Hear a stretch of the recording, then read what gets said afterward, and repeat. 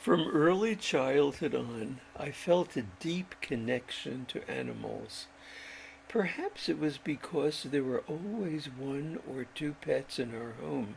My mother told me that when I was born, she brought me home from the hospital, placed me in a crib, and our family dog, an English bulldog named Margie, jumped into the crib and simply adopted me. Whenever my mother attempted to diaper me, Margie, as my mother told me, growled at her out of a sense of protection. At 6, a German-Belgian police dog named Scotty became part of our family. He was only a puppy when he arrived. At the same time, there was Mitzi, our tiger alley cat. Later, as an adult, I lived in New York City for 17 years with two Siamese cats. They were brother and sister, the only two in the litter. I named the male a Seal Point Kerschel, after the Mozart Kerschel listings, and the female I called Sheila. She was a Blue Point. One of the joys during my summers in Maine was befriending the charming critters that live in this area. To be sure, not all of them were friendly, but through the years, I established a close relationship with a few of them. There was, for example, a raccoon named Betty Crocker. She allowed me to sit with her outside and feed her by hand. She brought me 4 babies who in turn grew to adulthood. I made a book about Betty Crocker and her family. And some 25 years ago, a chipmunk named Belinda actually returned to me for 9 years. While it's difficult to tell chipmunks apart, I always recognize Belinda because she bounded out of her hole at my whistle and jumped into my lap. I have no idea how I came to communicate with these critters through whistles and by talking to them in a high falsetto voice. It was something that came natural to me. Back to Belinda, she actually allowed me to pick her up and place her into a container of sunflower seeds. One day, she jumped onto my shoulder and snuggled against my chin. I simply melted and planted a kiss on her haunches. She was so dear to me that I made a book about her too. It's entitled Belinda the Chipmunk. She eventually went to chipmunk heaven with probably the largest supply of sunflower seeds in all of chipmunkdom. Finally, there was a red squirrel by the name of Bill. Each and every year, new critters come into my life. Chipmunks are especially friendly. Like people, each one has a distinctive personality. Some like to be stroked, while others are skittish about it. Thanks for the food, they seem to say, but please don't touch me. It was only in the year 2012 that I discovered that chipmunks and red squirrels love almonds in addition to sunflower seeds. In fact, I can barely keep chipmunks supplied with almonds. So ravenously do they stuff them into their elastic pouches, run into their tunnels, deposit them, and return for more. Why, they will keep this up for as long as I sit outside.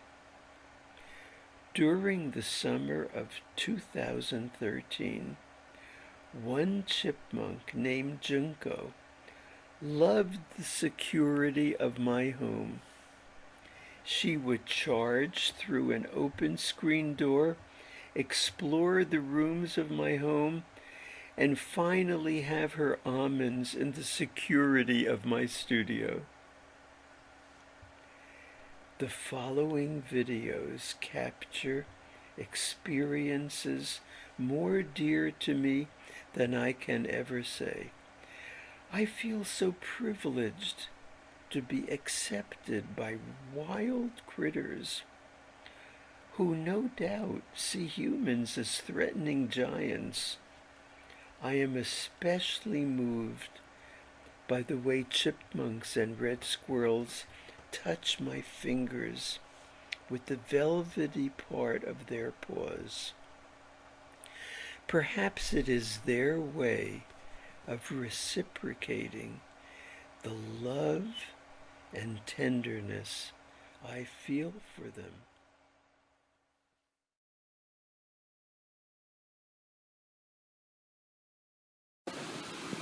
A little petit petit.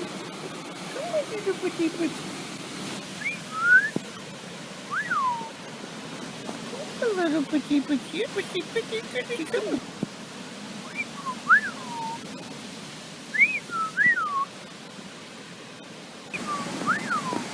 Come on, little petit petit. Come on, little sweetheart, yes.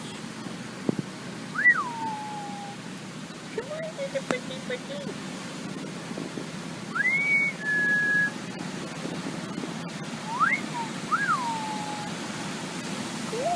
Pretty dear little sweetheart, with your little baby. Oh, 5, 6 almonds.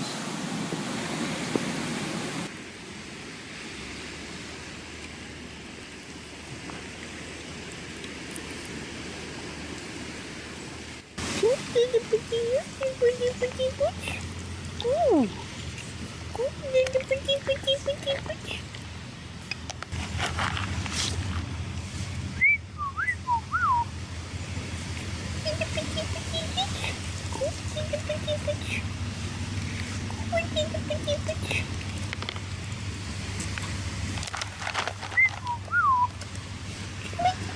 Oh, little sweetheart. Oh, little nice little pretty dear. Oh, little pretty dear. Look at my sweetheart. Little sweetheart, come on.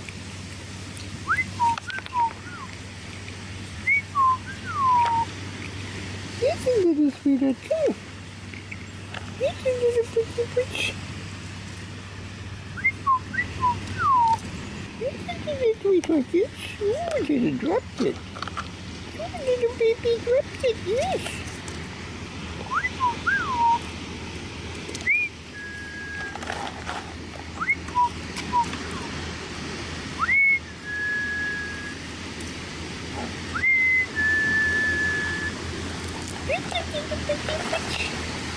Oh, little sweetheart.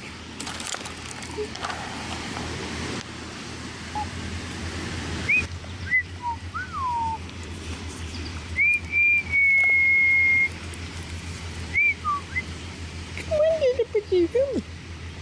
Come on, little pretty, come on. Come on, little dear. Oh, little sweetie dear. Oh, little darling. Come on, Junko. It's time to get fed. She loves to come into my studio. You see, here she comes. Hello, dear. Come on. Come on, darling. Look. Come on, nice almonds. Come on, little sweetheart. Yes. See, she has the container, but she prefers to be fed by hand. Sometimes 6 in that little mouth. Look at this. And then she runs to her hole. She dug a new hole very close to the house near the lilac bushes. She used to be way into the woods, but now you see she can come and go much faster. And she'll be back in a moment to get some more.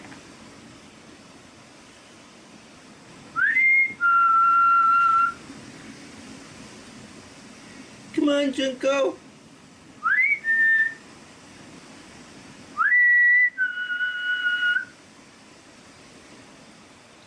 She's taking a longer time than usual. She must have 2 pounds of almonds in her tunnel. No wonder she survived during the winter. This is a chipmunk from last year, one of my favorites. Come on, darling. Here she comes. Here, sweetheart. Look, look. One. Come on, darling. Come on, sweetheart. Come on. Come on, Jenny. Here we go. Come on, the more, more, more, more, more. Oh, yes.